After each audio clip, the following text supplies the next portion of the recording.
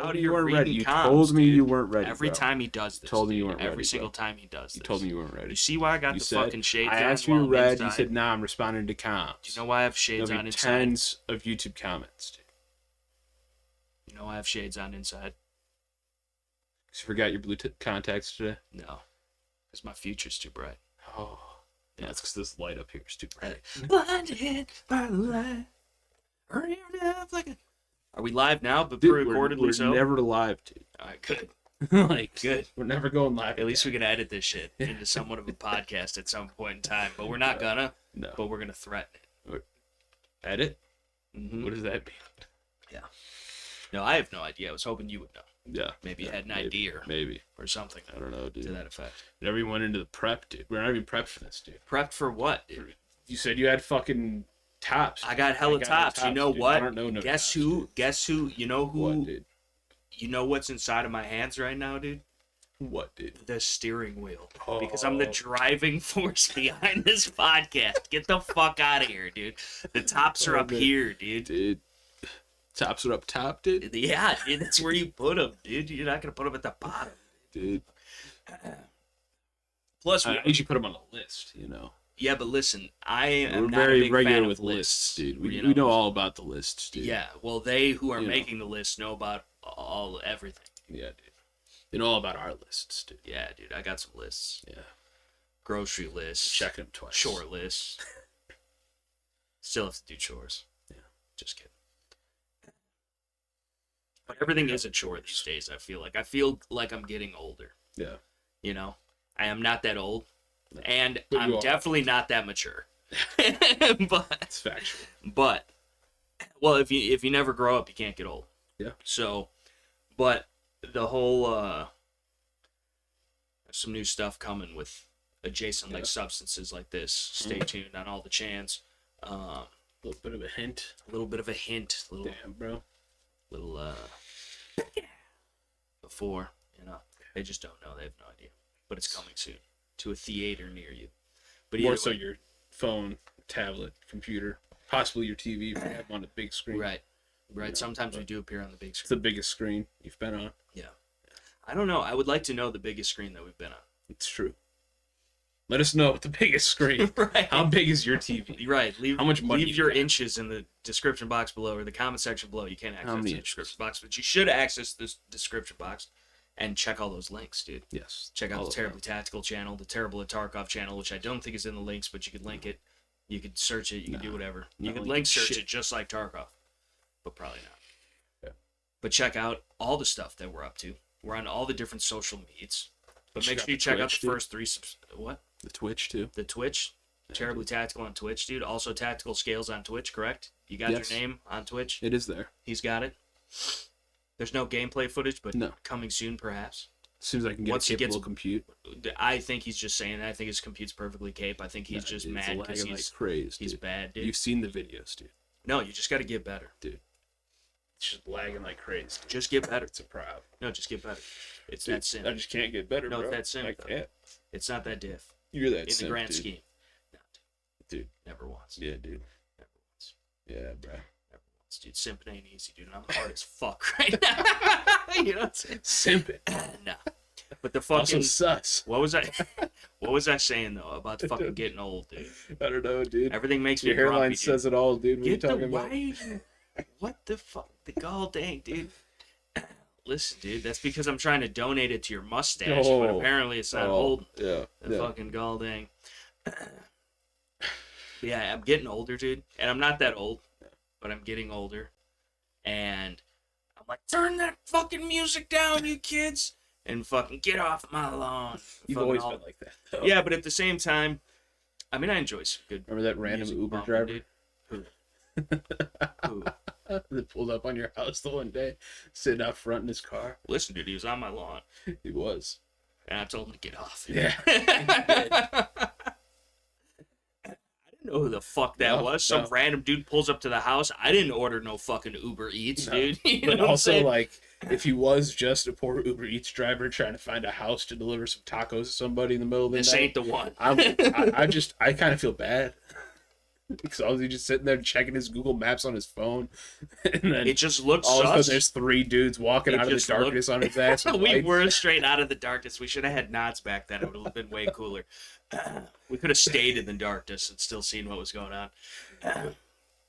Listen, I'm just saying, it's not even nothing like that. It's just like, I'm hippity hoppity, get the fuck off my property. Nothing happened. We weren't even rude about it or No. nothing. But like, I was just you like, know, this dude what's just up? sitting there checking his Google Maps, trying to find the house. I didn't know delivering that. somebody his tacos. But like now we do, and then all of a sudden 3 dudes just come out of nowhere. Well, that's what he said, though. That's true. If that is truly what was up, So you never know. I know, dude. So yeah, and I don't trust He's a Russian nobody. spy, dude. He could have been, dude. He could have been working with the government. Maybe. And he's got like the little fuck. I had one as a child. The little Spy Kids fucking yeah, the fucking little satellite chip like for the audio, yes, dude. And you know what? That shit actually kind of sort of worked a little bit. I don't know what kind of technol they were implementing in that design. I had one that was literally, it was like a bug, right? Right. It was like a little fucking mic, and it had like a 50-foot wire hanging off of it.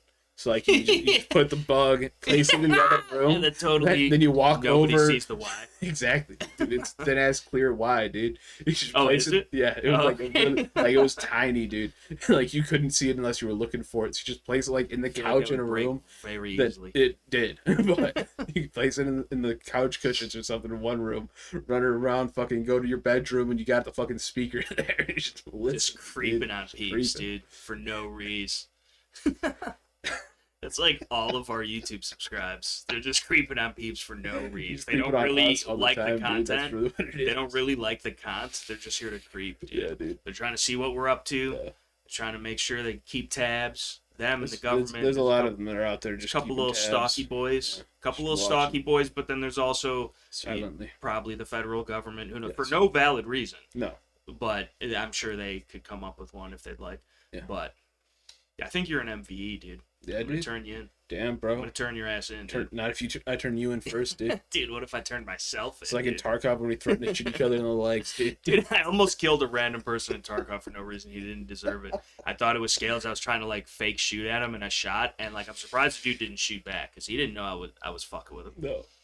But like I didn't. I was nowhere near the extract where he was shooting this motherfucker. Right, but I thought he was because he Scales does the shit where he's behind you, and then all of a sudden he's gone. I told you exactly where I was going. I don't be paying attention. I got my face in a loot box. My fault, dude. Like when you... The time I told you when we were on Fact that last time, I told you exactly where I was going. I was going outside 3rd floor. Yeah. Then I peeked through the hole after throwing a nade, and there's just a dude standing right there facing the opposite side of the hall. And I'm like, "Hey, is that you? Is that you?" He's like, "What?"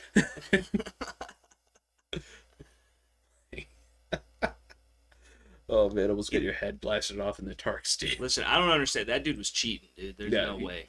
There's no way. Either way. I mean, the one dude on the interchange was definitely cheating. Definitely hacking. It's definitely wall hacks, dude. Wall hacks for sure, dude. And he had radar, dude. Yeah. Might have been landmark. Who knows? Who knows, man? Fuck it. Oh, that sounded literally this little 12-year-old boy fucking VoIP'd at me. And VoIP is like you could hotkey it on your fucking shit or whatever. Yeah. And like so like we're in Discord and shit where we could hear each other and communicate and talk like we have comms in the game, but nobody else could hear us. But if you're VoIPing, you hit a key, like for me, it's this button on the mouse, and then whatever I say, anybody within a proximity of me can hear what I'm saying. And then the further away, the softer it is, the closer you are, the louder it is. And I'm fucking in the game, and all I hear is some little squeaky 12-year-old be like, "I see you, bud. You're not slick," or whatever he says. I see you, partner. Right. And then all of a sudden, it's fucking Hank Williams' fucking long-lost nephew. And all of a sudden, and then I'm dead. And then literally like a split second later, he pops around a corner on my ass, literally pops the corner, shoots straight to the face. And there's no way I didn't see him. I didn't hear him. And I hadn't moved. Jeez. I was sitting there watching the door, ADS'd on the door, fucking watching. Didn't move, didn't make any noise. No way for him to even known I was there. Yeah. In the first place, especially not when I'm crouched. To expect me to be crouched and my head to be right exactly at that point. Cheats. Yeah. Had to have been. Hella no other options.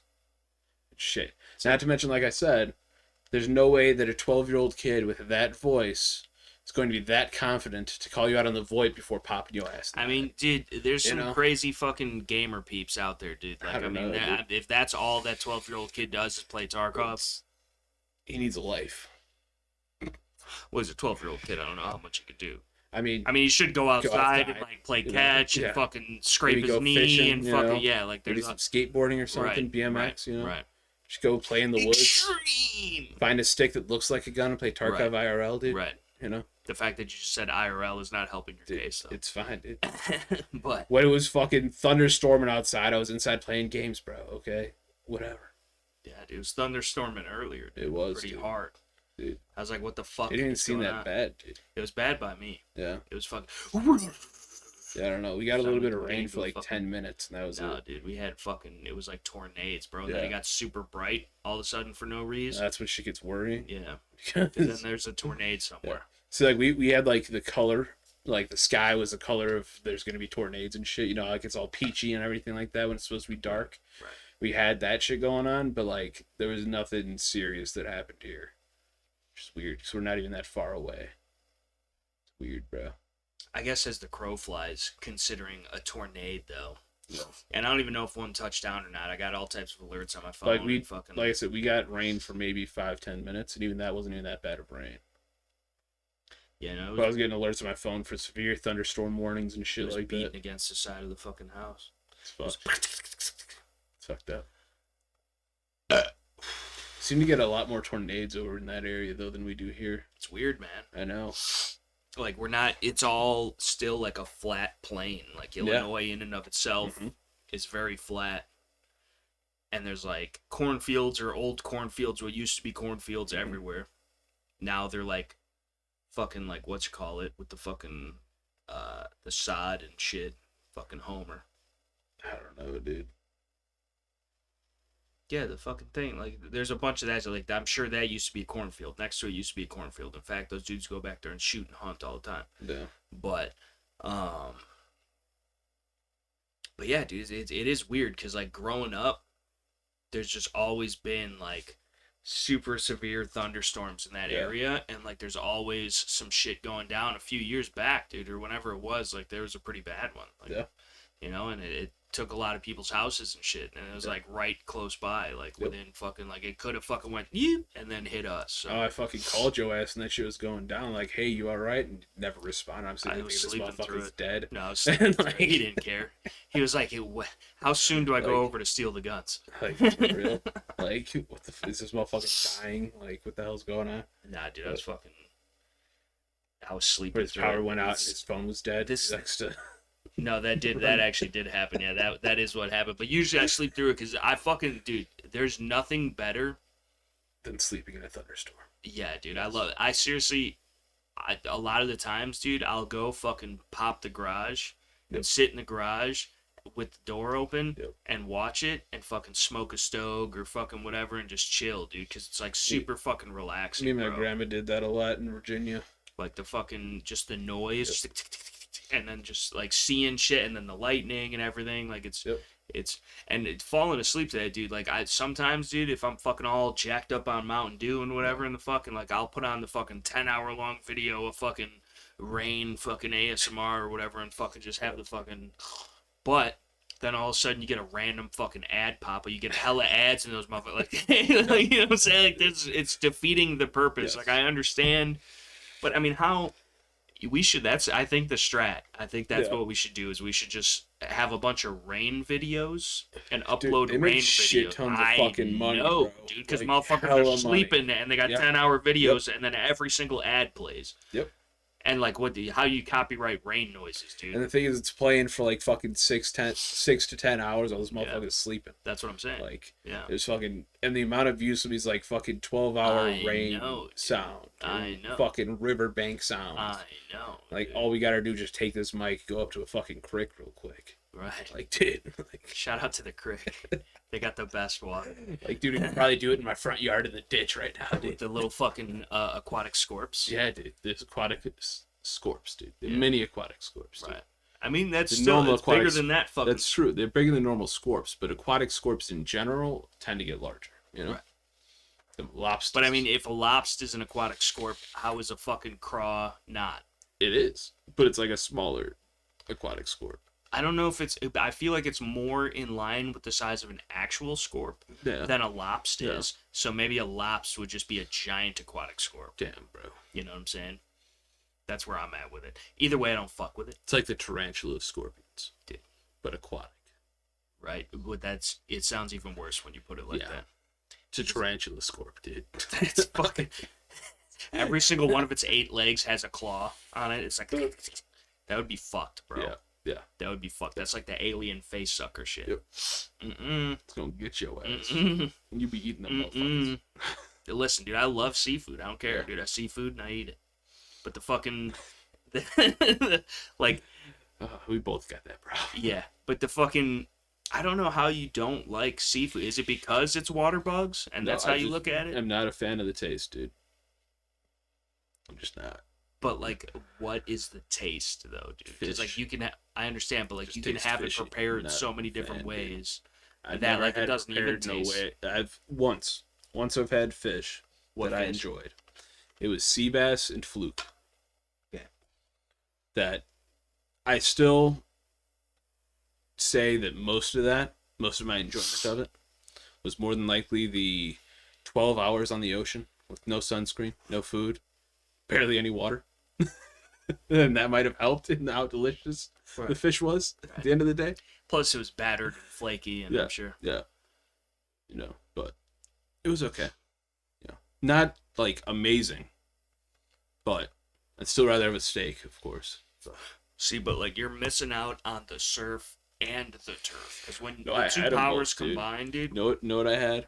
Tell me. And I want it again. It was fucking amazing. It was I don't know. All they called it was Portuguese steak. Right? Is it like the shit that they serve at like Sal and Cavao or fucking Fogo de Chão? Like the fuck, have you ever been to I'm not Brazilian sure. steakhouses? I've been to a Brazilian steakhouse, but didn't have where they come around with the fucking shit. But I didn't have what I had that day. It's a special cut. It's known like from Brazil, and like I forget exactly what it's called. It was more like a roast steak. It kind of, sort of, yeah. But it's salty. And the fucking really salty. Yeah. Just it almost looks like a meat rainbow. Yeah. The cut, yes, that shit is fucking delicious. And they had it with fucking homemade potato chips. It's a very odd way to describe things. Homemade potato chips and like grilled onions. That sounds even gayer than it's supposed to. Yeah. It's like a rib, but all meat, you know. Right. But yeah. And they had it with homemade potato chips that were also soaked into the juice from the steak. Homemade potato chips. Yes. You do eat chips with steak. That's right. And it was soaked into the meat of the steak.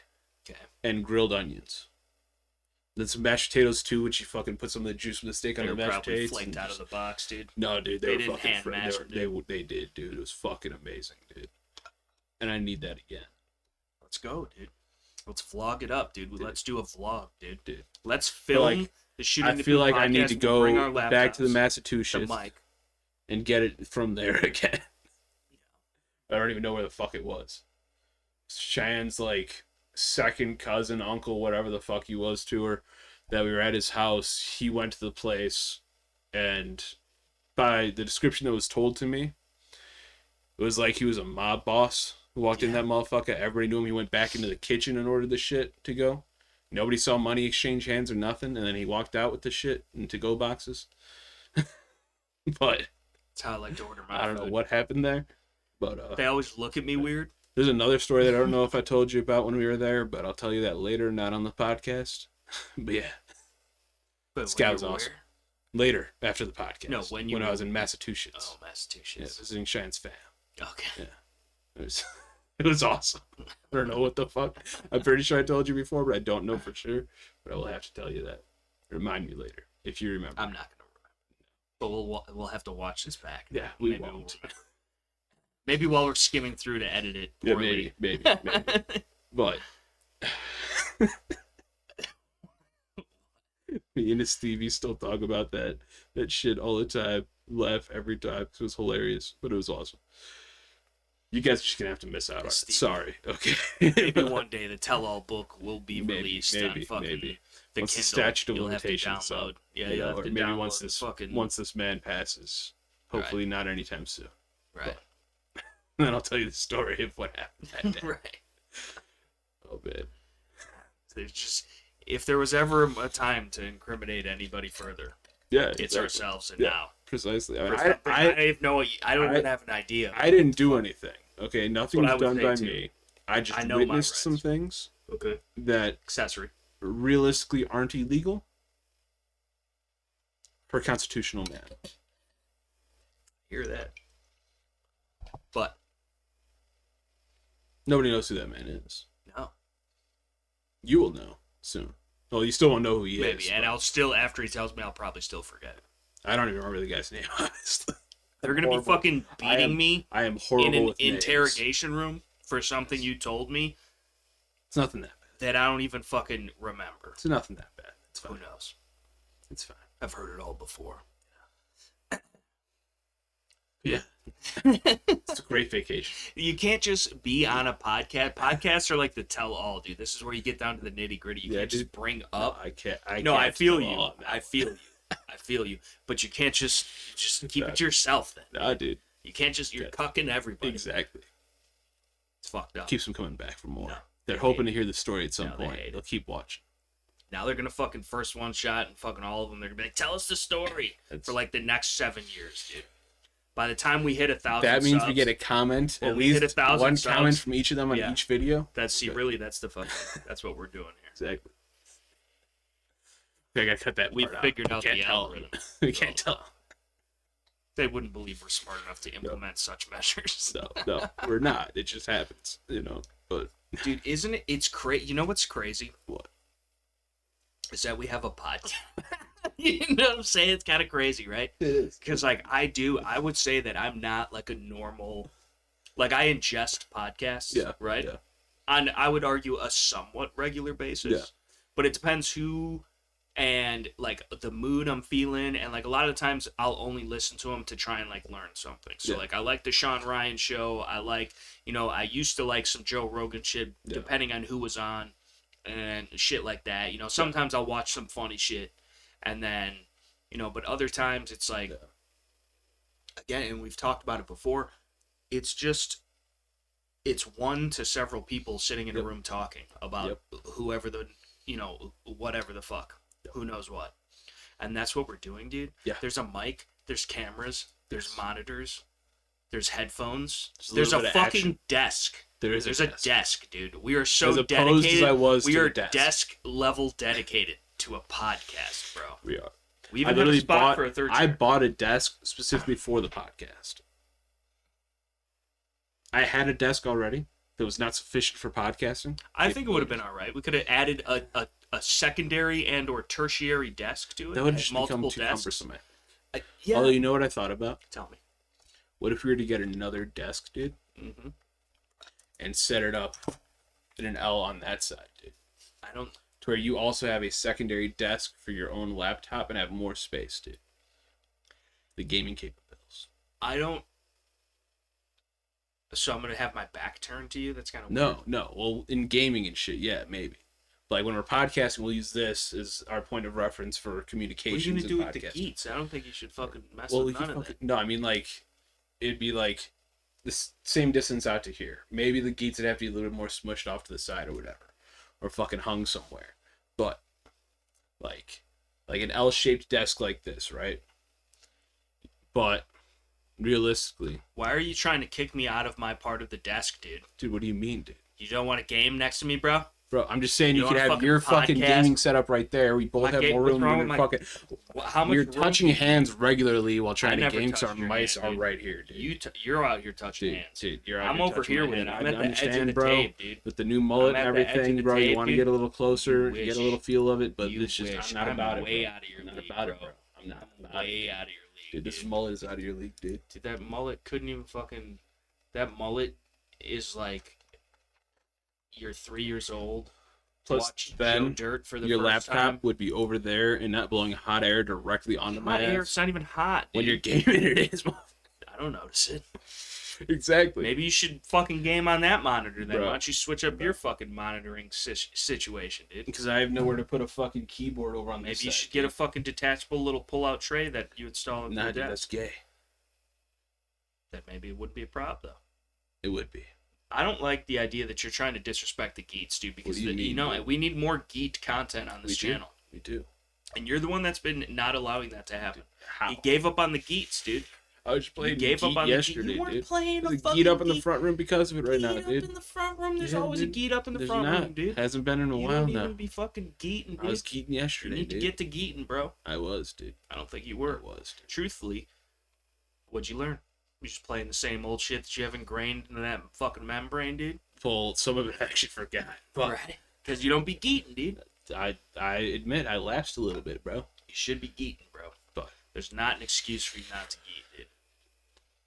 I almost feel an urge to grab a Geat right now and play the same tired-ass fucking 7 songs that I know how to play for the people, but play them poorly. Yeah. Per usual. Yeah. To bring them more Geat content. The Geat content that we've seen every time demanded for in the comments section of none of our videos, we're going to bring that content to you guys. Because with the Geat content, we do have a request for Geat content. Yeah, no, we do. But it's Geat content that we cannot yet provide. Right, but like that's when we're getting good at Geats, though, which is going to be the next mini podcasting series, dude. Like we're gonna by the end of a 10-episode series, there's no way we can't learn how to play a song or two, dude. You know. So, I mean, we should, in theory, learn how to play a song in app or something. You know. That's not happening. What, dude? It doesn't have to be like live, like where we hit record and then start learning the song. Like we could fucking, okay, this is the song, and then fucking try it out, and then okay, this is what we got so far, and do little choppy edits or whatever. Who knows? But either way, you know, just some getting good at Geat style accounts, you know, and then maybe we circle back, dude. Maybe we do a throwback to fucking Say It With Your Chest, dude, and I whoop his ass again. Like I was the whole series every single time. And he's like, we had to stop doing it. I really liked it. I really enjoyed it. We had to stop playing chess because of how good I was. It's okay, bro. No, I'm serious. No, listen. It's fine. I'm good. No, like I'm literally one of the best, dude. I still to this day. This is how well my planning works. And like my foresight and like the sandbagging aspect of it all is that like I still have you believing that I'm not a chess player that you should. Who have you been practicing with now, dude? No, I have. Listen, I haven't. I don't even play chess. 2 months. No, listen, I've just been. Yeah. I've been saying I've played chess, dude. I used to play, you know, just dabble a little bit. Yeah. But like, I've never even with you, like, felt the threat enough to play at my fullest capabilities. I'm running at like 13%, dude. Yeah. So like, and I'm still almost beating you and have beat you like once or twice. Cheyenne beat you. No, it's because I let her win because she's very emotional. You know, like most women are. They're very emotional creatures, and I didn't want her to fucking blow a gasket, dude. Because if I feel like we need to find a way to have you to where we can play chess against our viewers over the interwebs, dude. What just happened? Have some challengers. What just happened? Yeah. The fridge stopped running. Okay, cool. Nice. Yeah. I don't like cold drinks anyway. But the fucking... I feel like you could... There's 100% a way we could do that, dude. Yeah, there is definitely a way. They don't want... To figure out so every time somebody beats me at chess then, since I'm so good, you have to pay them $50? No. Why? No. What? Because I'm good. They're going to beat you constantly. They're not going to beat me. They're going to beat you constantly. It's hacks if they do, and then we don't have to pay them. If somebody beats me in chess virtually, they're cheating, and then we don't have to pay them. Yeah. You know? Yeah. And for every person I beat in chess, which is going to be everybody, you have to make your whole family subscribe to our podcast. I feel like that's an even trade. Oh, man. They won't have to do anything. Yeah. What else is fucking motherfucker? Oh, man. Dude, when are we gonna have fucking Beeb gun wars again, dude? You don't want the smoke, dude. Let's go fucking do some mill sim, dude. Let's go Tark in real life, but like with Beebs.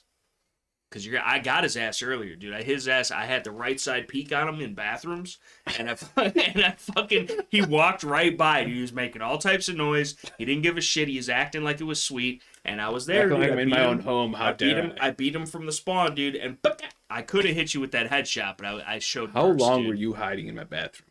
Over 5 minutes. It was, and two, in the dark. It sounded. I was just sitting there, and I was posted up too, like this, dude. I was like working the ankle, trying to expose as little of myself as possible. Oh man! But you got clapped, bro. I did. So it is true. He's still not as bad as when you got clapped at work. No. Behind the gun counter. No. I never got clapped. When I pulled a Nerf gun out the pock. Thought I could trust made you. Eye contact, made sure everybody else saw the shit. See, I saw it the whole time. Chest. I saw it the whole time. I wasn't worried about it. No, you did not, dude. You didn't. I wasn't worried about it. You were worried about it, dude. I never once have been worried about it. You were, bro. Never. You jumped back and everything, bro. You weren't expecting it, bro. Nah, dude. Got clapped, dude. Never. Situational aware at an all-time low, dude. Never. All-time high. Always. All-time low, dude. Always, dude. All-time low. When you're walking down the street, dude. When you're walking down the street, dude. Yeah. And you're on the sidewalk. Yeah. What do you do when there's an alley, dude? You fucking walk on the outside of the fucking sidewalk and keep an eye left. What do you mean? But now, what if there's some sketchy people across the street that are waiting for a light? And then there's a crazy person, probably on drugs, who's been following you for a mile. But, like, not following you, but, like, following you. Like, they're behind you and, like, they haven't stopped. But, like, it doesn't appear. It appears as if they're just walking down the street, right? Like a zombie, because they're high off the PCPs or the heroines or the fentanyls or whatever the fuck. Yeah. And then, dude, there's, like, a pothole or something. Yeah. And you trip, right? You trip, you fall. And because you're not using a Harry's holsters and saving yourself 10% off by using code TerriblyTactical, your gun goes skirting across the street. A pace bus runs it over. And because you didn't invest in proper firearms, what are you reaching for, dude? Huh? What are you reaching for? I got the solution, bro. What are you reaching for, dude? I got the solution. What are you reaching for, dude? My Sharpie, dude. My Sharpie. What are you gonna do with that, dude? Pen's mightier than sword, dude? Yeah, dude. Let me just shoot that fucking targ on the can. Pen is mightier than the sword, bro. Damn, son. That is mightier than the sword, dude. Where the fuck did you get that, bitch? The tack pack, bro. Nice, dude. Shout out to Tack. Show the Sharpie, people, dude. Show the people that. Sharpie, dude. That is a fucking Sharpie, dude, if I've ever seen one, dude. What, dude? What, dude? What? Tack reload. Get the Sharpie. That's sick, though. How much does one of those sell for? Because I'd like to buy one. I've seen people selling them, like, on the knife groups and shit like that. That looks like, so that's obviously, if it's going through, let me see that. If that's going through the tack packs, right? Literally a Sharpie. That's what I'm saying. I know, because they used to, I had, I don't know where the fuck they're at now. I probably threw them out. I was like, this doesn't write. But they're like the clear gray Bic pens. Yeah. And they were made into ventilators. Yeah. I had a couple of those. I got one of them, too. I forget where I put it, though. And get it stashed away somewhere. Like, this looks like it's a gray colored one. And it's just ready to go, dude. Yep. And it's got some good weight to it. What do they fill it with? I have no clue. I mean, I'm assuming because all the weight is, like, right in the middle, it's probably a solid chunk that's, like, implanted into there. Yeah, but does this come apart? I don't believe so. I mean, how'd they get it together? I mean, it has to come apart, but it's more than likely glued together. There's no rattle in there at all either. Yeah. So there's something going on. Unless they just basically cemented the whole thing. Is it steel or aluminum? I mean, I don't know. I haven't tested it. I literally just got this shit today. Sick. But it is slightly magnetic, but not very strong. Probably some form of stainless. That's sick. Yeah. But what I was saying is, if Tac Pack, which is a pretty large company, I would argue, is incorporating one of these in every one of their boxes, then it's got to be a company that's big enough, because a lot of the times, especially back in the day when I was buying shit like this, it was like a custom maker or a dude on a forum or a Facebook page that was making them and then fucking selling them. So I would like to fucking purchase a couple of these, because I think that's fucking sick as shit, because that's got a good size, that's a good fucking weight, And that motherfucker is pointier than a bitch, dude. And it is. It's just a Sharpie, dude. You honestly could probably still fucking sneak this through somewhere. People are that stupid. Yep. Like, I mean, because it's a Sharpie.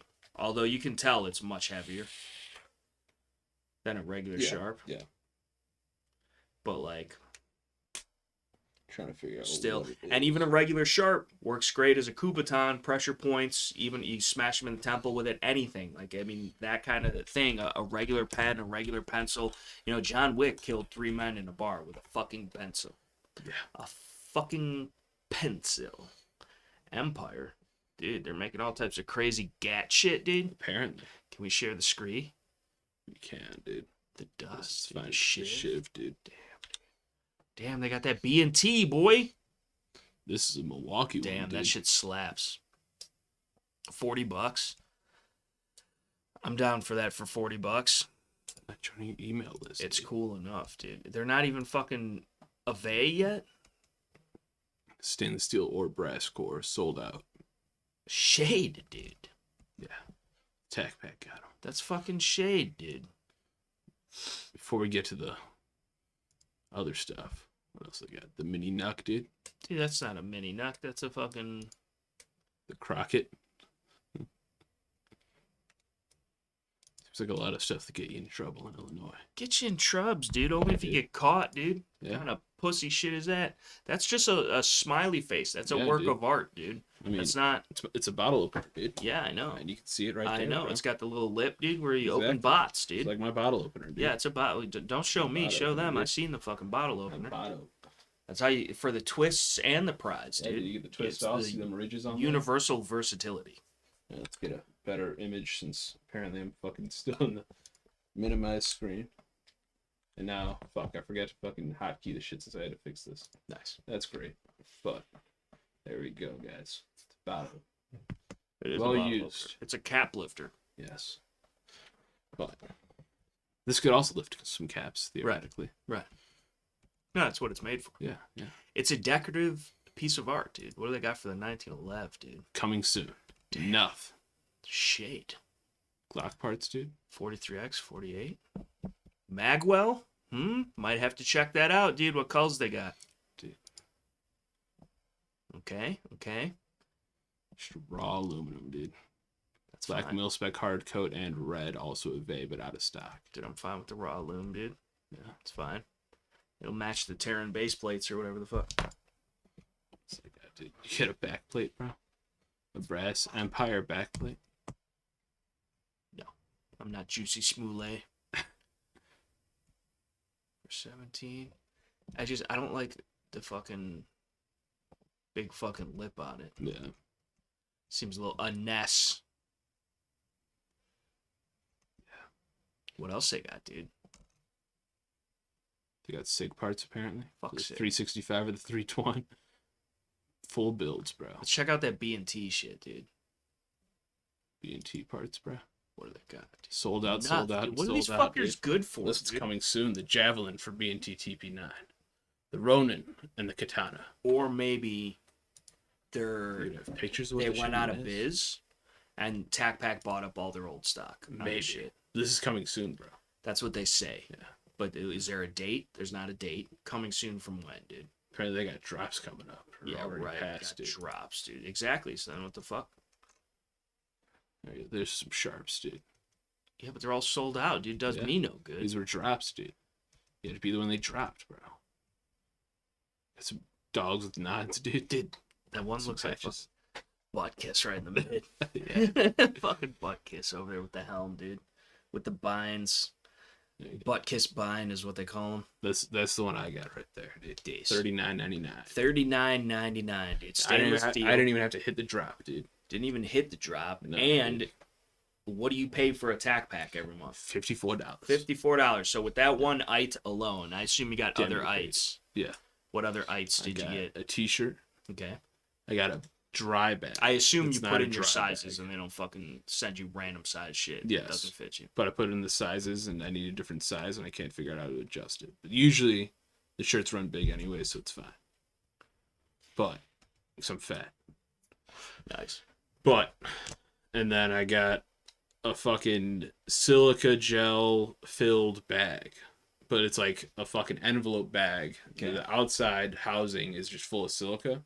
It's apparently meant for, like, if you're out training in the rain, you want to make sure you get all the moisture out of your gun. Throw that bitch in that bag and it absorbs it all within like a couple hours. Cool. Yeah. Cool. That would but be I a was useful thinking light for like hunting when you're out in the snow and shit. But I was thinking, because it's just a little pistol bag, right? Okay. They also recommend it for high humidity environments or storing your pistols, right? Right. And do I assume it would work for knives or? Perfect bathroom gun. Yeah, there you go. Now, this is the thing though. It's like a desiccant silica type of thing, so it absorbs the moisture. Yep. So you still got to watch it, check on it, make sure you dry it out here and there. Yeah, which is putting it in the oven. They recommend just putting it out in the sun. What if you ain't got no sun, dude? Then you're fucked. I think there was something about microwaving it as well. I don't know how the hell that would work out, but just melts. Yeah. You keep your gun in there. Yeah. It shoots. I want a fucking shanky sharp, dude. What the fuck? Dude, I'm sure you can find them, dude.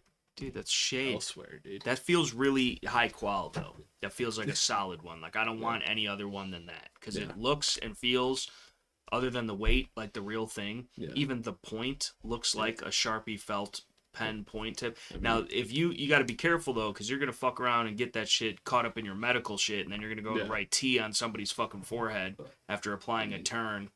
Compared to an actual fucking Sharpie. You know. It's a little bit longer. Giggity. A little bit. That's always been my problem. And that's sick. The actual Sharpie, I don't have to worry about mixing up the fucking caps. Right. Or maybe I do. I don't know. Because this one doesn't seem to fit quite right. I don't know. But anyway, there's caps on. There's now, but now I'm out here carrying 2 Sharpies. 2 sharps, dude. Well, you got a lot of writing to do. But at least they're designated by color. Right. So I got like... What do you normally carry a sharp for? All sorts of shit, man. What are you using a sharp for in your day-to-day life? I mean, I use it when I'm working on shit, fucking marking shit out. I used it a lot, especially at work when I did work, though I don't now. Fucking marking out boxes and shit. How many fucking rats I got in this box and, you know, what sizes they are. You know, marking out if fucking somebody's wanting 1 bag of 4 dozen crickets, 1 bag of 7. I'd put 4 on this one, 7 on the other, just so they know and shit like that. Right. But now, like I used it, I was working in the bathroom.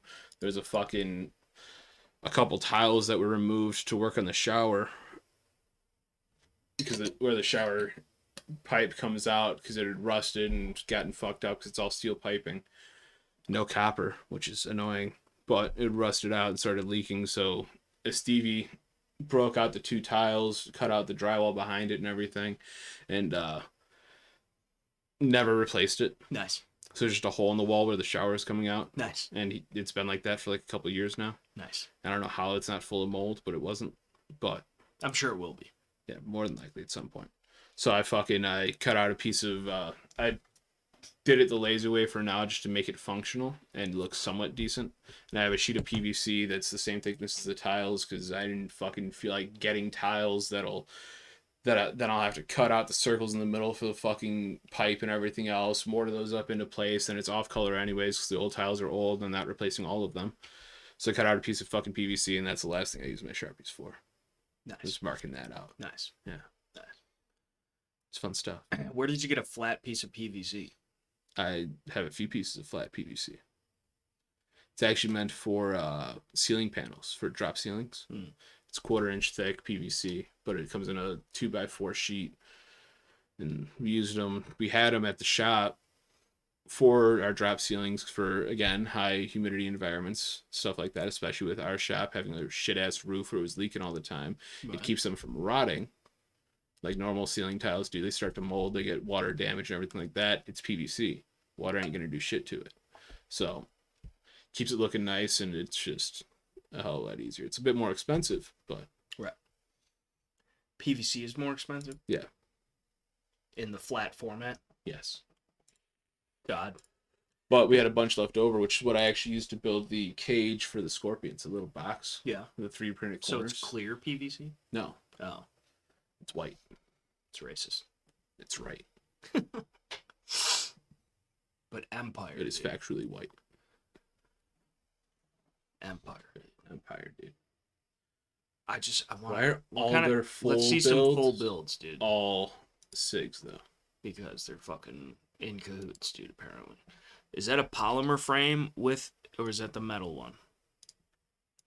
See, this is the fucking thing, dude. No, that's an AXG. I'm gonna have to buy one of these, dude. The Sharps, dude. Well, yes, one of the Sharps, but a 3-1. Yeah. And I'm not buying more than one. And I'm inclined to buy the military one because that would at least be somewhat justifiable because I collect the U.S. military firearms, and unfortunately, it now is one. Yes. But like, I also shouldn't have been. But I'm also like not a huge fan of like the M17, M18, dude. Like if I had to get a 3-1, I'd want maybe a metal one, maybe a fucking tungsten infused one, or at least like a X-frame style of fucking whatever. And it's like, so it's the modular chassis. So in theory, you know, you could build it however you want once you have the actual gun part of it, which is the trigger mechanism and all those internal parts, which is super easy to swap out. You can get Wilson combat frames, which do really help the ergonomics of the gun a lot, and they're like $50-$60. Damn. But still, like, it's cool. The modularity I've always appreciated, but like, it's just a shit gun. Concept. It's a shit gun. Yeah. And like, it's too high of a bore axis. The trigger feels like it's broken out of the box. Like, not broken, like broken. Yes. Like, it's mushy as fuck. There's no fucking... And plus, I still don't trust him reliability-wise and or not to fucking shoot me in the dick. I mean, it's a small target, granted, but still my luck. So... But it's a 9mm, so it's a fitting round, right? Well, I mean, I like to think that, targets. Like, I'm more of like a... Like, I don't have the length, right? Yeah. But it looks like a hockey puck. Mm. So... It's gonna... It really makes things difficult, doesn't it? Yeah, it does, dude. It's fucking... God dang. But $1,800 for this gun. The titanium. Titanium what? Grips? On the magwell. Titanium magwell. That's it. And an arm market slide. Okay. Do you get the gun with it, or is this just the shit they do to you? So, when you go on Terran Tactical. SIG P320, 3.9 inch. Okay. Pointman machined OEM slide. Okay. Stiletto trigger. Coat grips. Katana magwell. Suppressor height, blackout rear, and fiber optic front sight. Choice of optic cut. Custom laser cut Pelican case, and 2 mags. I mean, it sounds like you're getting a lot of shit. But it's a lot of shit that really doesn't cost that much or shouldn't cost that much. No. And, I mean, listen. If I... Because you could pull up Wilson Combat site or whoever's site. Ed Brown, Cabot, fucking Alchemy, whoever. Yeah. And then they got those lists of things that are done to the gun too, right? Mm-hmm. But, like, I'm okay with that because it's a nice gun. Yeah. I could give a fuck about how much lipstick you put on this pig. Yeah. It's not $2,000. Even the shit that they're showing, like their pictures of the shit, that shit's just ugly still. Yeah. Like, I mean, the slide cuts are okay, I guess. The trigger looks But if anything, the slide cuts, that seems like a very, like, ineffective slide cut if you're talking about trying to get more traction on the slide. Because that is just a bunch of more flat spaces. Right. You know, that's why. It does. And it looks like a relief cut. Some of these are even differently cut slides. Yeah. It's like, which one are you getting? Right. And like, add to cart, what grips am I getting on this? Right. You know, are they going to give me these fucking purple ass motherfuckers? Get them space I get these fucking grabbers. Golden ones, bro. When I asked for a titanium fucking base plate, go up. What are their different options? Get some fucking sugar skulls, dude. Some of them fucking Day of the Dead shit, dude. A little weird. And back to the fucking gold looking ones. I'd probably be okay with the ones down that look kind of like a tuxedo. Like those ones. I think that would be the best out of all of them. The gold looking ones? I don't even know if that's gold looking. That looks, well, I guess it is matching gold the brass. Looking. Yeah. Yeah. But yeah, dude, that's honestly, of those three, I'd probably go with the fucking colorful ones. Of those three. I don't know. But realistically, I'd rather they just be black. See, that's the thing. I like a little fucking flair to the grips sometimes, dude. But on a P320. Well, right, but that's the metal P320. Still. I know, I agree, but... Like, I understand if you want a little bit more flair on, like, some 1911 grips, even a Beretta, you know, get a 92. But it's not even necessarily grips, flair. It's just, like, because I like G10 is, I wouldn't consider flair, no. right? But, like, because it's not ivory, it's not pearl, it's not whatever. But it's a functional thing, but then on top of that, like, it can change the look of... What? Why is it white, though? Why is what white? The G10 you're going to put on your 1911. Because it's imitating stag and fucking all the shit from back in the day. Which is what? A bone. Which. What? But what for the gun? It's flare. It doesn't have. It's the same functionality as getting a black pair of G10 grips. At the same time, though, if you get really barky stag, that's texture. That's still a functional thing. So, and I believe that has somewhat to do with it. Now, of course, like stag grips and pearl grips and all that shit, bone grips of any variety. They even have gold and silver grips and different types of shit. A lot of it is aesthetically based, but also at the same time too, what the fuck? See, that's the other thing too, dude. $1,000 for 365. Yeah. Well, I mean, they're just as expensive for fucking. See, this is the thing, dude. I have this weird thing in my head lately that, like, I have to. It's kind of a SIG case with it, bro. It's not even a Pelican case with this one. Just a SIG case. And the fucking SIG cases that they ship with those fucking guns are pathetic, dude. They're this big, which I get it's a small gun, but it's this fucking big, dude. Yeah. What if I want to carry 2 spare mags? God forbid. Like, it's... But yeah, dude, this is the thing, dude. I don't know what the fuck's going on in my mind. Yeah. But, like, I almost want to get one of those too. Just to really shoot the absolute shit out of it and see if they have fixed them. It's an OEM slide. Because it's still a fucking... Trigger Magwell. This one comes with a Pelican case. Okay. 2 mags. Nice. For $1,225. It's a weird 2-piece Magwell system they got. I don't know how I like that. Yeah. I don't know. I mean, the only thing that's really pushing me over the edge is that I could get those Wilson combat frames, I think, for like $60. You get 365 XL for $1,225 as well. I mean, it's a small gun. It's a svelte gun. It doesn't fit my hand right. The trigger reach is too fucking skinny. Like, and then I'm fucking pushing all the way through it. So, like, I'm liable to push the gun left more. But that's not a gun problem necessarily. It's a me problem. But at the same time, why are none of these real pictures of the thing? Yeah, it looks all 3D model. It's like NASA space pictures is what that looks like. This is all renders. I have that motherfucker right here, dude. That's it. It's the Pelican Vault, dude. Damn, bro. That's what it is, dude. That's what they're shipping out with. The fucking bastards. But yeah, the fucking... I hate them, dude. And I don't trust them. But, like, I feel this urge to have at least a 320. Yeah. But then if I get the 320, I might as well get the 365 of some variant. Yeah. Because I already got the Shield Plus, the 43, the 43X, the fucking all the 26, all the little carry guns. And I don't know, man. It is small. It does have a lot of capacity for the size. Like that is still the standard one with the 10+1 is a pocket rocket. Like you could carry that in your pocket, which is nice. Like I said many times, I've shot the 365, the original one. I've shot it once. Trust it. It was Carl's. I shot it once on the range. I fucking loved that thing for shooting it, right? It was amazing. It was fucking dead nuts accurate, at least for me. The grip was great. I got a great purchase on the grip, you know. Had no issues. Recoil wasn't that bad on it. My issue was when I went to drop the mag, that shit did not drop. Yeah. At that point, you can't trust it, in my opinion. Right. I can't trust that gun. I mean, that being said, that's similar to the same issue that I had with my Taurus GX4, where they're getting the guns so small, and then they're thinning out the frame so much so they can fit the higher cap mags in them, that there is way more flex. Now, there's flex in any polymer gun. Yes.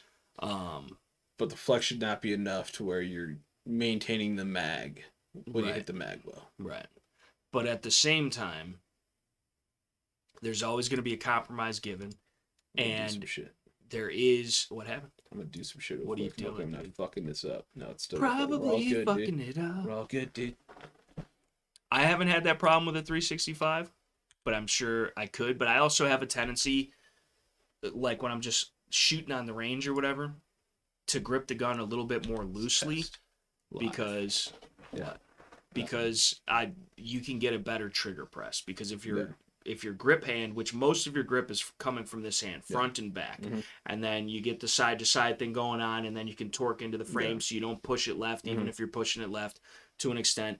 But most of your grip really on the gun is front and back strap with your shooting hand.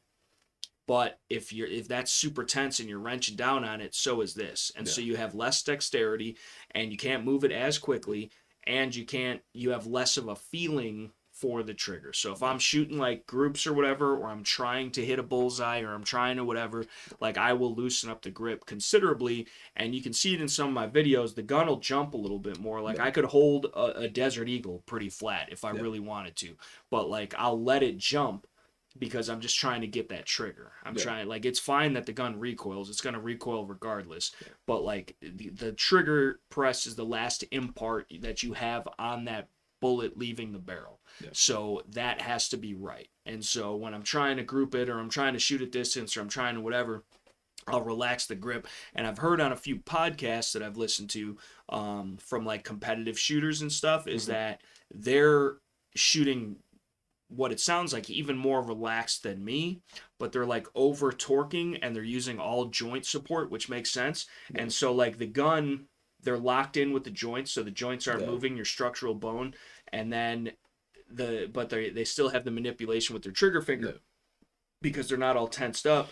But then the gun, the way that they're holding it and the way that their joints are torqued in, the gun only goes up and down. There's no side to side, it only goes up and down. And most of these guns obviously being race guns and whatever, like they track pretty flat to begin with, so you can get away with a lot more. And the same thing with Bob Vogel. If you see Bob Vogel shoot, he doesn't even do the thumbs forward. He tucks his thumb all the way over because he's fucking canting so hard into the shit, which to me is super uncomfortable. But when I try it, the gun moves way less. And so if the gun moves way less, and with this, I'm controlling all of that, and it only does jump vertically, and it's not jumping much, it's just pop, pop, pop, pop, pop, pop, pop. And even if you're off a little bit, you're still on target without even thinking about it. Because I find when I'm shooting competition, because like I'll shoot groups on most of the time when we're shooting, you know, between the guys or whatever at work, and, you know, we're shooting for groups, tightest group at whatever distance, or closest to the bullseye at whatever distance, or whatever the hell it is. You know, you're worried about each individual shot like that. But in a self-defense, a lot of people lose sight of that, myself especially. In a self-defense situation, like, of course we want accuracy and precision to be top priority, right? We want to be able to hit exactly what we're aiming at. But we also, and this is one of the things that T-Rex Arms always reminds me of, is that it's more better to get combat effective hits than it is to fucking shoot through the same hole, you know, 3 times in a row in that situation. Every situation is different. There's going to be potentially times where accuracy through volume is a better option. Not even that. I mean, to an extent, yeah, again, all situations are different, but more so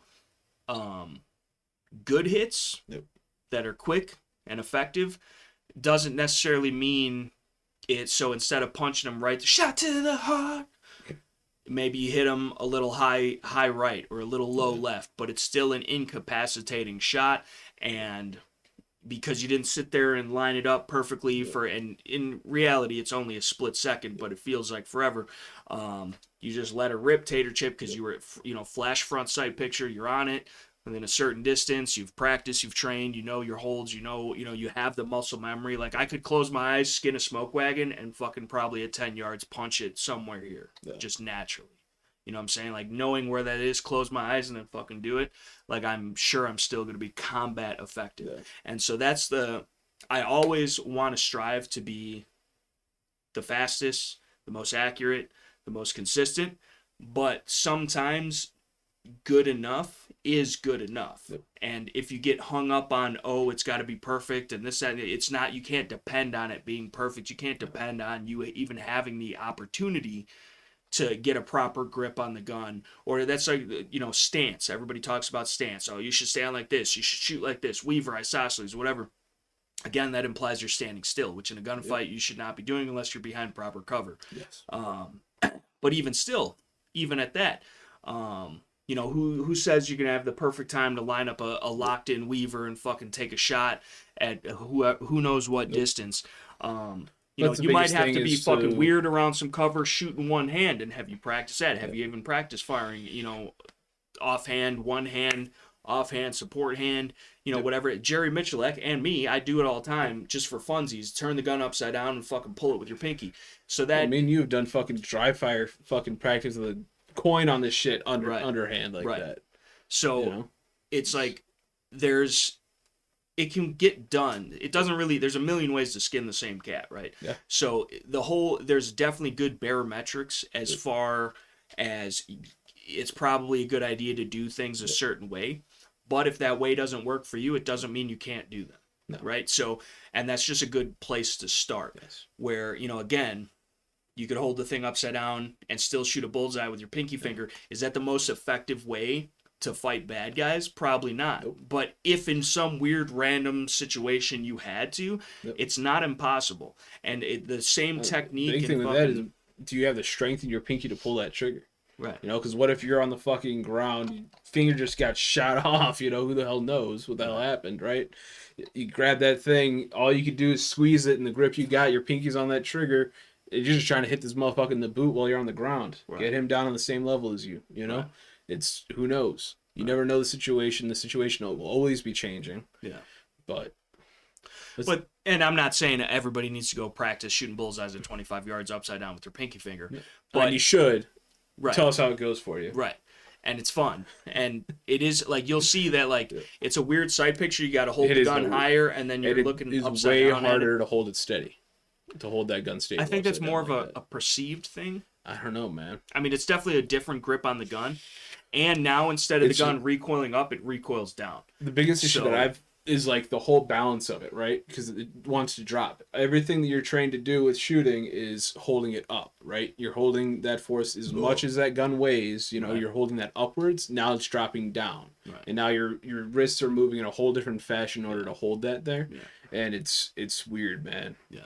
But the biggest thing, if you learn how to pull the trigger properly, you're going to be better off in that worst scenario. In that scenario where you're one-handed, when you're off-handed, or anything like that. Your best thing you can do is to train that. Right. But, and even in training, as we all know, the reason we do this training is everything resets back to your lowest common denominator, that training that you've had, what you have maintained, mastered, and what you know. Quote unquote, which nobody ever truly does. No, you should always be learning. But the idea of it too is, and to add to that, is that it's not necessarily for one, you shouldn't just learn your trigger. Nope. Because you can't depend that you're going to be using your gun. Shoot everything. And then and I'm not saying, if you're a Glock guy, if you're a SIG guy, if you're a Smith guy, a CZ guy, that's weird if you're a CZ guy. Yeah. But how dare you? But might be worse than a SIG guy. Right. But I'm not saying you have to go out and buy these other guns or whatever. It probably, and that's another reason as to why I am leaning towards picking one of those things up, if not both of them up sooner than later, because that seems to be where the market is going. Yeah. And because of the military, everybody always wants the military shit. And so, if that's same thing with the red dots. I'm not a huge red dot on pistol guy. Nope. But that's where everything's going. So I should have them. I should know how to use them. So that's the way that I'm looking at it. Because one day, what if it's just nothing but SIGs? Yeah. Or what if it's nothing but snag-free RMR cut SIGs? Right. That's what I'm saying. They're already shipping guns with no iron sights on them, dude, and just optics mounts. Exists. So like they're shipping 1911s like that from Kimber. There's no sights on it, and it's just an optics mount. That's a Kimber 1911. That's fucked up, man. I'm happy I haven't seen that. That hurts. I'm not even that big of a 1911 guy. I don't know how you can't be. I mean, but like the fucking Berta 92, bro. I'm sorry. I feel you, but like it's still gonna take the dub for me every day. I feel you. 1911 can definitely have second place. See, I can't. But Berta 92 all day. I can respect that, but I can't respect that other statement that you just said. As we lose camera once again. What the fuck are you doing, dude? I don't know what I'm doing. It's a goddamn government, dude. Are we still recording? Live but pre-recordedly? We are still recording. We are still recording audio. Okay. But they're going to have to wait a minute to see our ugly-ass faces. Speak for and yourself. We're back. Uh-oh. Oh, man. But yeah. I had an important point to get to. Oh, yeah. So it's not so much of, again, don't just be so... Now, of course, you want to master your shit, right? Mm-hmm. If you're carrying a Glock, you should know that Glock inside and out. Insert, i.e., whatever your favorite pistol is. Yes. But you should also learn the other ones and be familiar with the other ones and understand, how does the mag release work? If you pick up an H&K, are you going to go hit that American-style button instead of hitting the lever? Which they do make the American-style button ones, but they're more few and far between compared to the standard lever, which it should be. And it's actually a lot more ergonomic, in my opinion, than a standard, magazine release button. Do you know... Still way better than a heel release. Right. Do you know where the slide release is? Do you know where the safety is? Which way it flips? Do you know how the decocker works? All that shit.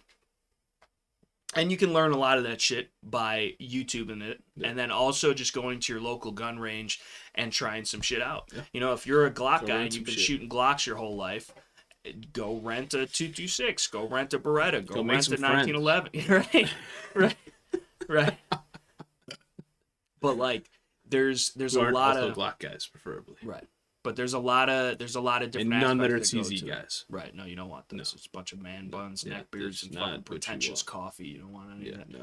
But the idea though too is like you were saying, it's the fundamental of it all. Yeah. And it's more so like not that you've mastered like your Glock trigger. Okay, here's the take up, here's the pounds of pressure that it takes to break, here's the reset, here's whatever.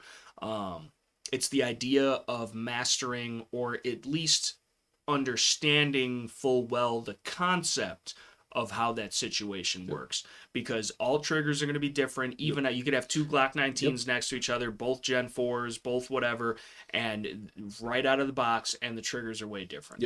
You shoot the gun, it breaks in, it gets nicer, whatever. So even the trigger that you started with is going to be different by the time you've shot some rounds through it, eventually. So you have to adapt. I feel even more so with a lot of the double single actions like the Berettas, the 226, 1911s, everything they break in quite a bit more. Revolvers. Yeah. Well, this is the other thing though too, is speaking to the double action. Yep. But to finish my point real quick on the other thing is understanding how, because most people, we've been saying, pull the trigger. Most people would be like, it's press, because the idea of pressing the trigger is you're pulling it, you're yanking it. If you're pressing it, like on a camera or whatever, it's going straight down, you're not moving it, or at least moving it as much.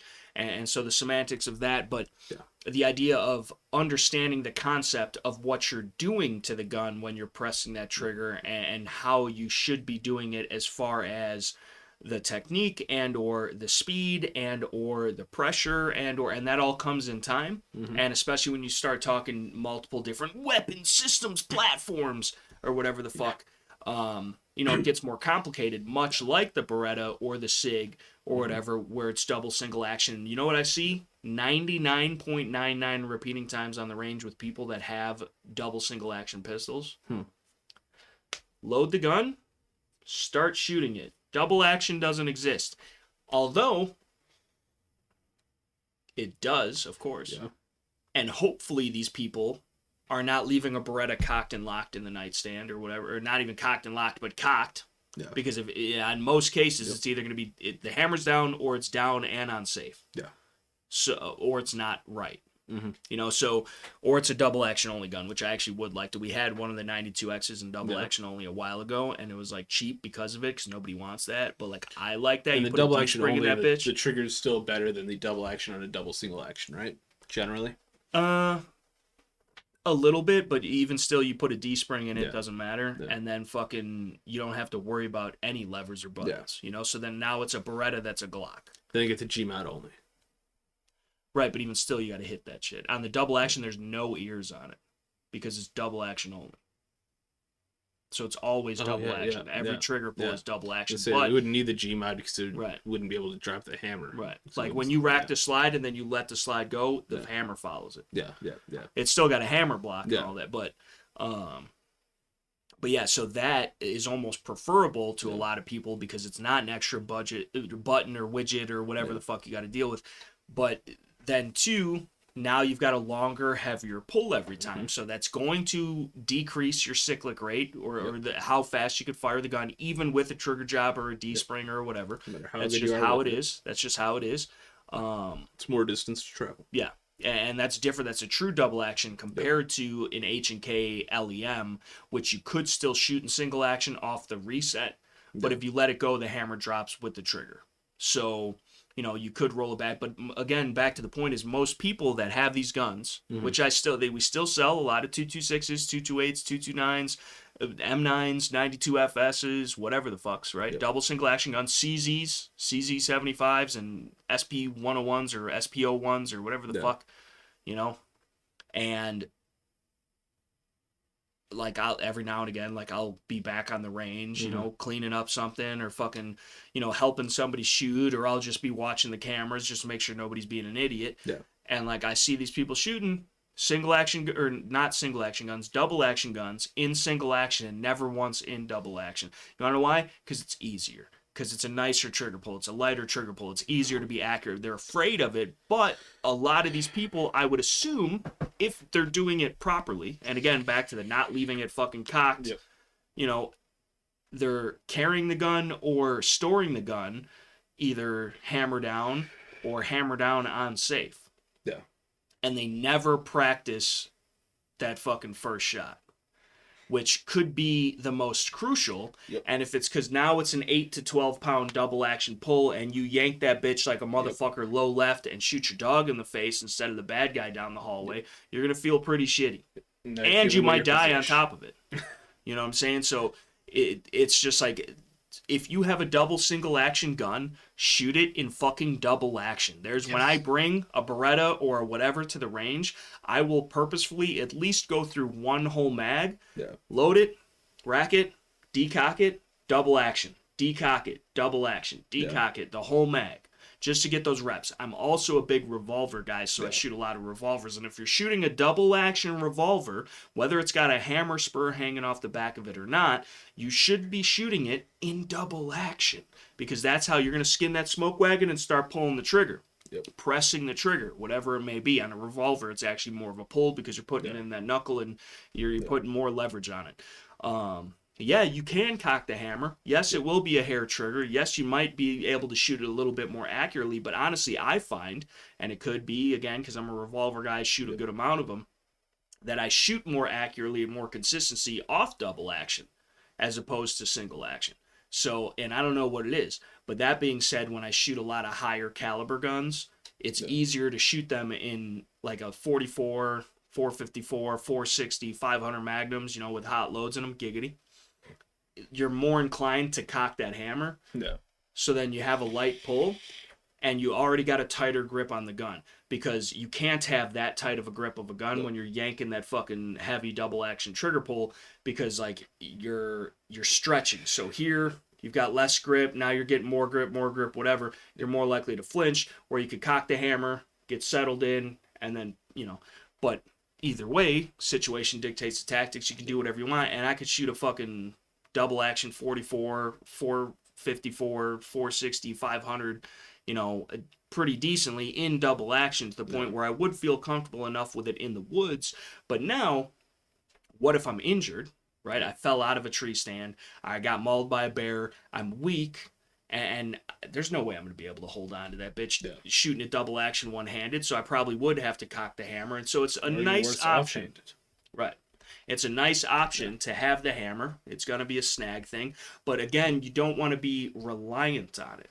You know, like on a 1911, a single action gun, it has to be cocked for you to shoot. Yeah. But it's also a really nice trigger, and it's the same trigger pull every single time. Just like a Glock is the same trigger pull every single time. If you shoot a double action revolver in double action, it's the same trigger pull every time. And so there's consistency, and that's a good thing. But at the same time, if you get used to that, and you don't ever train anything different, and then one day something happens where you have to do it differently, and you've never even explored the concept, in the middle of a gunfight is probably not the best time to do so. So experiment. Don't be afraid. Who cares if the guy next to you sees you shooting shitty groups because you're trying out the double action on your gun? You should be fucking, and then see what you're doing wrong, improve. Slow is smooth, smooth is fast. So I'd always just run for just like you would when carrying it. Cock it, drop the hammer, first round's double action, rest of the mag single. And try to keep that shot consistent. You know? Right, but in order to train that, you're shooting 1 round double action, and then you're shooting 14 rounds or more. Well, normally what I'd be doing is I'd be going Mozambique drills, 2 to the chest, 1 to the head, right? Yeah. So I'd have it out 7 or 10 yards. First shot, double action in the chest. Second shot, single action in the chest. Third shot in the head, single action. So single action is the only action he gets. Yeah. I have a child in the other room that says otherwise. Right. Well, they have labs now. Yeah. We've got key cards too. Yeah. That's where they grow the ostrich babies. What were we talking about? Ostriches the other night, or the pocket meat? Yeah, the pocket meat. I was like, what the fuck? Why were we talking about ostriches the other night? And alligators. Shut up. Fucking loud ass computer, dude. What's wrong with your computer, dude? Your privacy settings blocked access to fucking something or other, dude. Good. Yeah, but what is going on? Who's trying to hack me right now, dude? I don't know, dude. If you want to change these settings, I always find it funny when a computer tries to tell me, oh, hey, you should enable this for us to monitor. Right. No, go fuck yourselves. Right. I said no to that for a reason. Right. Like, when I set up the computer, I said no to that for a reason, motherfuckers. No, I don't want you to display targeted ads for me. No, I don't want you to have... What the fuck? I don't care. Like... Well, I mean, that's how they get you, though. But so many people want that. And that's what I don't understand. People say yes to all that shit. A lot of guys that are into the computer shit are complete opposite minded. They're more like us, where they want to have all the privacy they can get, but they're still on the internet, so it's very little. But it's... Yeah, but the real computer guys have their shit set up to where they do have way more privacy than even a NordVPN. Thing like that. More than likely, yeah. But it's just like... It's just hilarious to me, though. Just as funny as when you set up your compute and you use Internet Explorer or whatever the fuck, Microsoft Edge now. They fucking had it installed already. No, but you got the Microsoft Edge already on the compute, right? And then you go and use that to search for Google Chrome. Yeah. To download the Google Chrome. Mm-hmm. And Microsoft tells you, you don't need Google Chrome. We do the same thing. Right. And then you do it again. Then you go to Google Chrome. You go to download. Internet Explorer also pops up again. Are you sure you want to do this? Right. And you go to make Google Chrome your primary browser. They're like, are you sure? We do this. Well, so many because they know that's all that 99% of people use. Yeah. The Microsoft I'm still Edge asking Jeeves, dude. For? Personally. But all that anybody ever uses that shit for? I wonder, is Ask Jeeves still a thing, dude? But they use it just to download another browser. Like, literally, when I set up a computer, the first thing I do is I use the Internet Explorer or whatever the fuck to download another browser. Oh, shit.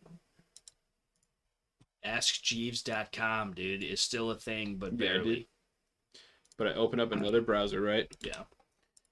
I download another browser. Okay. And I take the Internet Explorer and I name it trash. Nice. I put it off to the side. Nice. That's all it is. It's trash. Why wouldn't you just wholeheartedly delete it and uninstall it? It doesn't allow you to. What do you mean? You can't uninstall it. Shade. Yeah. Fucking bastards, shade, dude. It's fucking bogus, dude. Straight bastardios, dude. Yeah. It's funny. So I just name it trash and it just sits there unused forever.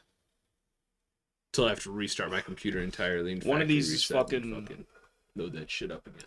my main one, dude. It's using Yahoo for some reason, and I definitely set it up for fucking Chrome. Although this is the thing, Google is just as bad, if not worse, than all these motherfuckers. Yeah. So you're fucked either way. Yep. You're fucked regardless. You might as well. But I just find Google Chrome to be a better browser. As far as the extension options and what you can do with it, I find it to be easier. Well, they make it easier because society is so dumbed down because of things that they've been partaking in for the past several years that they're making it easier for you to be dependent on them. Yep. And that's what it always is, dude. Streamlining. All of a sudden, there's a fucking bunch of Sprite. they're streamlining the process of control. Because if they make it so convenient for you to use their shit, of course you're going to, for whatever reason it may be, whether I'm using it for work or it's it's just easier, it's quicker, it's whatever. And then they got you. Because then you're dependent on it. And so but that's with anything. And it's always set up to fuck you. For sure. Constantly. Yes. So make sure you're wearing that rubber. But yeah, dude, the moral to the story is I'm going to have to buy some of these fucking shitty SIG things, and I'm not going to like it, dude. I don't fucking like it. The only cool thing about it is the modularity. It is going to be very interesting, dude. I'm going to be shit-talking it the whole time. But I just bought this, spent $500 on this, and it's absolute trash. But I'm going to keep it anyway. Yeah. Like I said, I like the modularity aspect of it. I think that's super cool. Yeah. And then the Flux Raider shit. 1,224.99 Empire PBF. I'm gonna get a standard 365, like the small one, because it'll take all the mags, and then I could pocket carry it if I want to. And then I'm gonna get like I don't know, dude. Like I guess I'm gonna have to get a fucking sandals, dude. They are, dude. Is that it? That's a Colt Gold Cup too. Those are loaves of bread. That's a nice Colt Gold Cup, dude. And look, that's what the gunfighters used to do back in the day. They would fucking rubber band or ranger band or tape or pin the grip safety so you don't have to worry about that. That goes back to the firearms handling, the administrative aspect of it, like being able to load, unload, cock, decock, safe, whatever. The grip safety on a 1911, I've never had an issue engaging or disengaging one ever that I could remember. But some people do. Some people's hands are built differently, and the way they grip the gun, like there's space, and the fucking beaver tail grip safety will fucking have some play, and you might not get consistent, firing because it's doing what it's supposed to do by not allowing it to fire if that safety's not disengaged. So a lot of people that would carry these guns professionally in law enforcement or military, and even as civilians, they would tape it down or pin it down, and we're seeing even now today just the elimination of it with guns like SV Infinity 2011s, the EDC X9, the SF X9 or whatever the fuck. It's a 1911 2011 adjacent substance, but it's void of the grip safety because you've got a thumb safety. Now, being a 1911 purist, what are your thoughts on that? I don't agree with it. No, personally, I want the grip safety, not because I need it for any reason or that like I'm worried about it not being safe for any reason, because all my guns are Series 70, so if I drop them, they could go off. Yeah. If I technically on a Series 70 gun, under the right conditions, just loading a round into the chamber, it could go off. That's just how it goes. It's an amazing design for it is. It is. It's got to be a perfect freak accident. The Series 70s or the SIG P320s for the 1911s. No, because I'm pretty sure the SIG P320s took more fucking lives, much like Olight, than the 1911 or Surefire ever has. So, but yeah, it's just, and with a 1911, dude, the Series 7 is what you want for sure. Yeah. You got 4 less parts in a Series 80. You're gonna have a way better trigger that's easier for a gunsmith to work on and make it an even better trigger if that's what you're after. Just buy a Wilson, just buy a Nighthawk, just buy whatever the fuck, it's already fine out of the box. Or you could bitch and moan at them and they'll make it however you want. Yeah. So like you can get triggers down to like there's literally people that have like 0.9 pound triggers on their guns, which is nuts, dude. Yeah.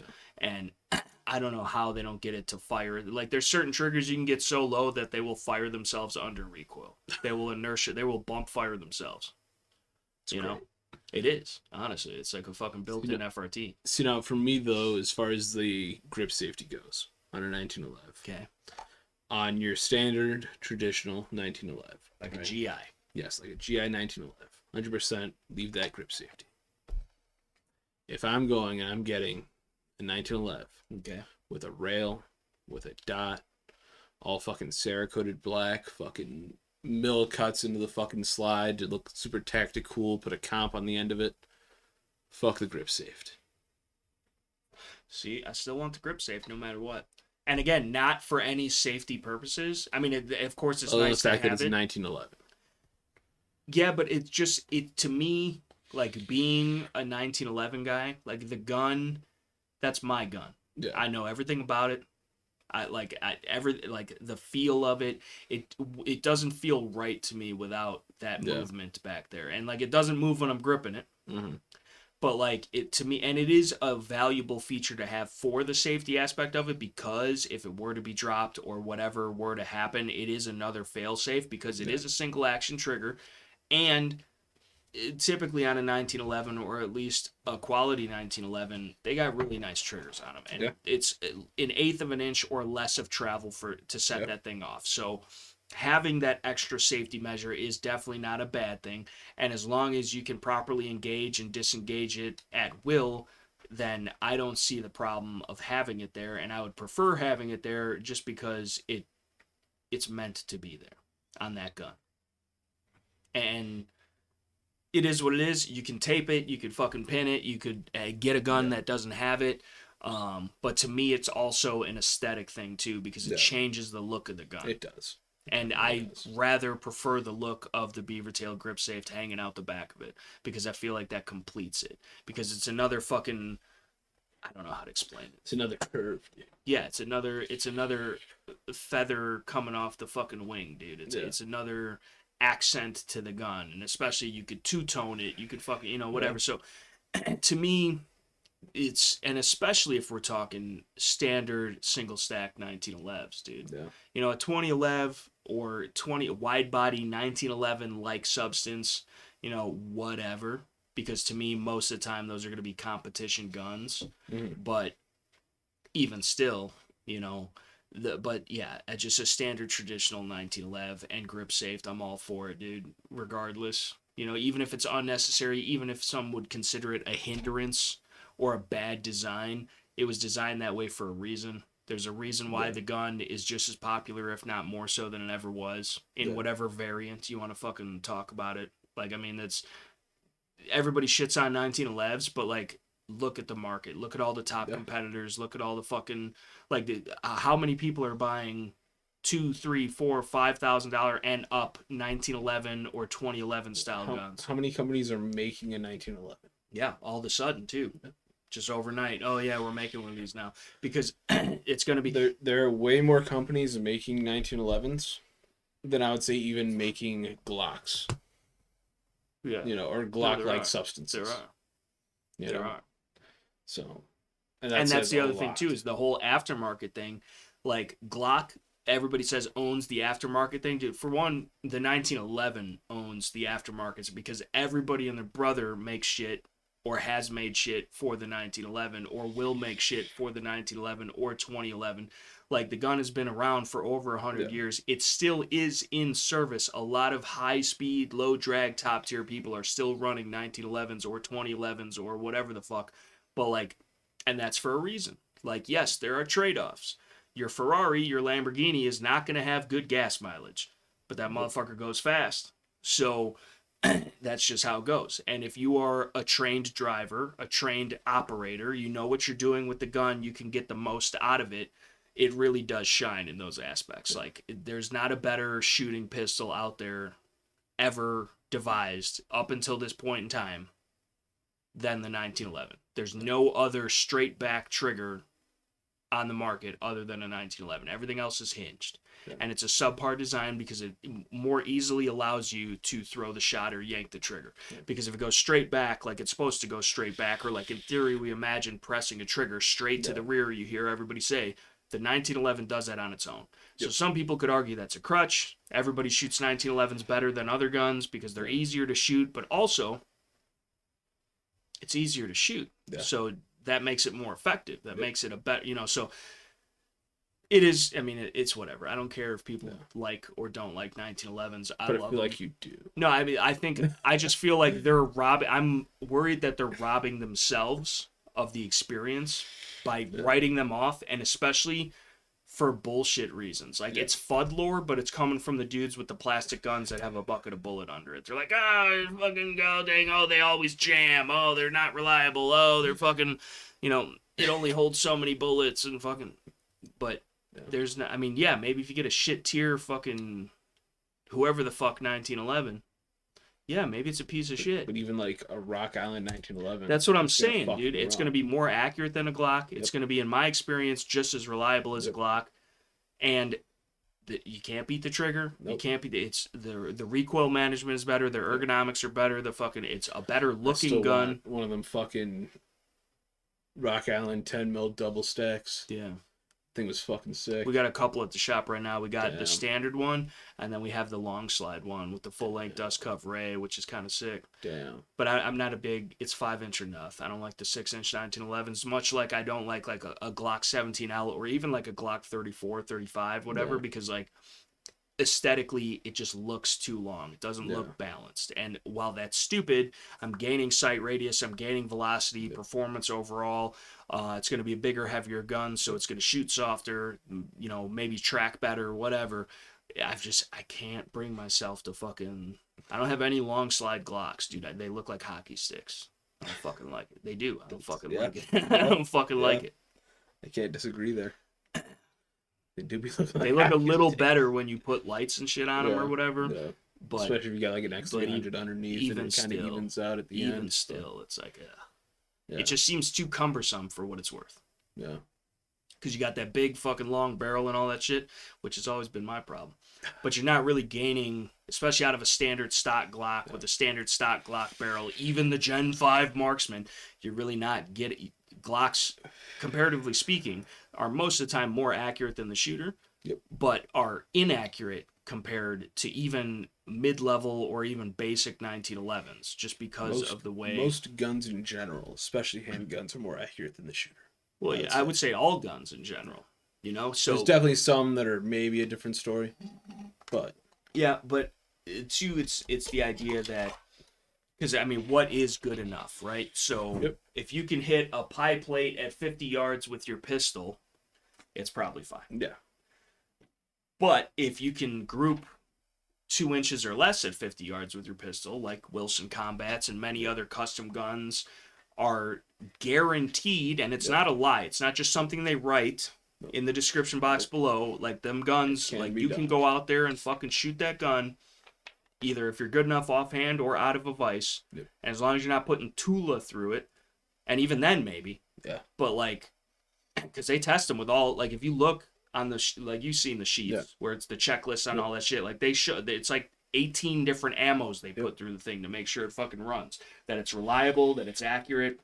They run them with light loads, they run them with plus P loads, they run them with fucking regular shit, hollow points. Like, that's what you're paying for, is the gun is going to be as accurate as it possibly can be, but it's also going to be reliable. And when you're talking 1911s or tighter fit guns like that, you're usually trading one for another. Yeah. You can have it super reliable, goes bang every single time, which at the end of the day is the most important thing. Yeah. But if you can't hit the broadside of a barn standing inside of it, because your name's Kyle, then it does you no good. God damn it, Cal! God damn it, Cal!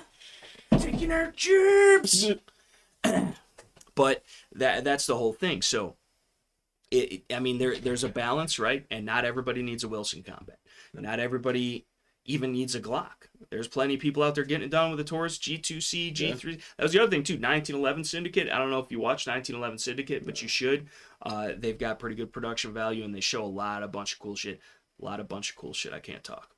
But I've also been you drinking said more better water earlier. So. No, I did that intentionally. Okay. But you didn't like. I was hoping you would say something about it at the time, but then you didn't, and then I looked stupid because I had something to go after that. So, but either way, so it's worked perfectly in my favor. Right. It always does somehow. I always get fucked.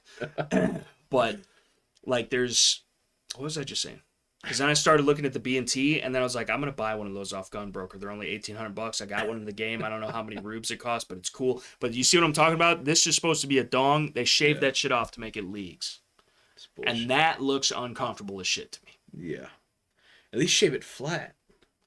If you're gonna have to cut it flat. Right, unless the inside of that is threaded to accept another little you dig. For anybody watching, this is what we're talking about right here. Right. Normally is a vertical foregrip. And that's a submachine gun or a machine pistol. Yes. With a pretty decent cyclic rate. Yeah. And B&T makes great stuff. I mean, they're no H&K, but they're working on it. They're out of Switzerland. The Swiss make very, very nice shit. Yeah. Everybody talks about mechanics. Swiss. Yeah, Swiss. It works like a Swiss watch or a Swiss clock or whatever the fuck like that. They're very precise in their machining and their manufacturing. Their fit and finish is very high. It's a really, really good product. That being said, you know what happens when you have such a good product?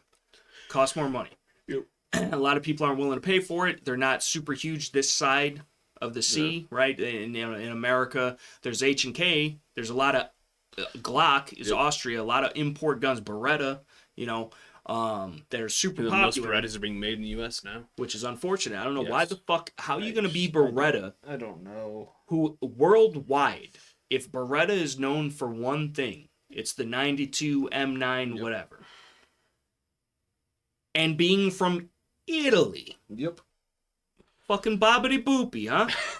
Forget about it. Throw a little fucking gabagoo on this. Made in America? Yeah. That's like the motherfuckers. Dude.